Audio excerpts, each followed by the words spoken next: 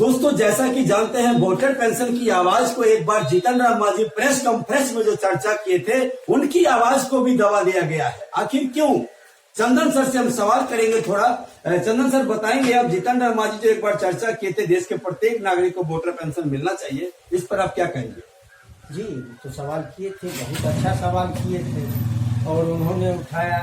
जब मुख्यमंत्री बने, शपथ ग्रहण किए, कुछ दिन के बाद बैठक में उन्होंने रखा था अपने पक्ष को, जो वोटर पेंशन 8,000 रुपया प्रति मंथ मिलना चाहिए वोटर, लेकिन आज तक लागू नहीं किया गया। पता नहीं सरकार क्या चाहती है हम लोगों से, उनके बात को भी इग्नोर किया गया। बहुत सारे नेता ऐसे कर रहे हैं जो बोल तो देते हैं लेकिन कर नहीं पाते। जैसा कि बुक में दिखाया जा रहा है 137 MP और MLA जो एग्रीमेंट किए थे, जरा उन सबका चेहरा आप दिखा सकते हैं? जी जी जी बिल्कुल बिल्कुल दिखला सकते हैं, उनका चेहरा देख लीजिए। दोस्तों जैसा कि देख सकते हैं, आज से कुछ समय पहले जो एग्रीमेंट हुए थे 137 MP और MLA मिलकर के जो एग्रीमेंट किए थे देश पे वोटर पेंशन मिलना चाहिए, इसमें सब चीजों का सब बात दर्शाया हुआ है। और तो बड़ी खुशी की बात है, देश के जनता को अगर वोटर पेंशन मिले तो देश में आर्थिक स्थिति में बदलाव आ जाएगी। क्योंकि दोस्तों आजादी के बाद 77 साल से लेके आज तक जनता को लग रहा है हम आजाद हैं, मगर आजाद नहीं है। आज अगर कोई पबनी त्योहार आता है तो खाने के लिए सोचना पड़ता है, अच्छे वस्त्र के लिए सोचना पड़ता है, क्या इसे आजादी कहते हैं? बीमार पड़ जाए घर में तो उसको अच्छा इलाज के लिए सोचना पड़ता है, क्या इसे आजादी कहते हैं? दोस्तों अच्छा शिक्षा अगर बच्चों को पढ़ाना लिखाना हो तो अच्छे स्कूल में कॉन्वेंट में हम नहीं डाल सकते हैं, क्या उसे आजादी कहते हैं? इस पर क्या कहेंगे सर आप?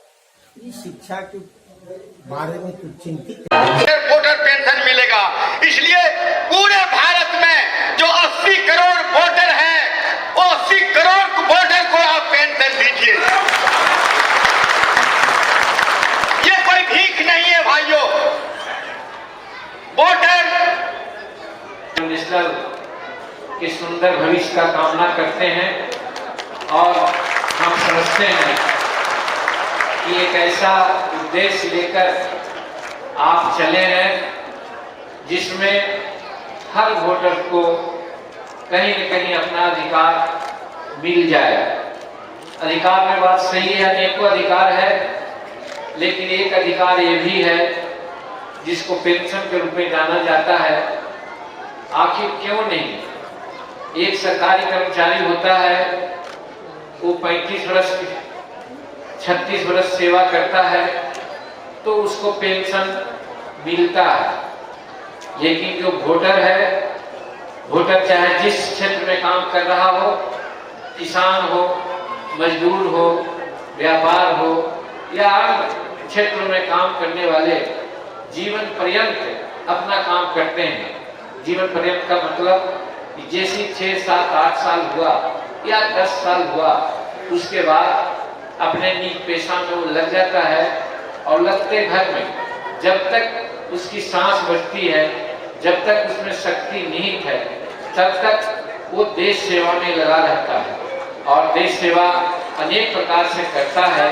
तो फिर आखिर जब कमजोर हो जाता है वो, या फिर उसको कुछ ऐसी आर्थिक क्षमताएं बाहर में आ जाती है, सीतम आ जाती है, तो उस समय में वो क्या करेगा? इसलिए आवश्यकता है कि जो वोटर्स हैं हिंदुस्तान के, उनको किसी न किसी रूप में ऊर्जान्वित करना चाहिए और वो ऊर्जान्वित का एक साधन उनका पेंशन भी है। इसलिए वोटर्स को पेंशन मिले। हम वोटर पार्टी इंटरनेशनल की इस मांग का हम समर्थन करते हैं।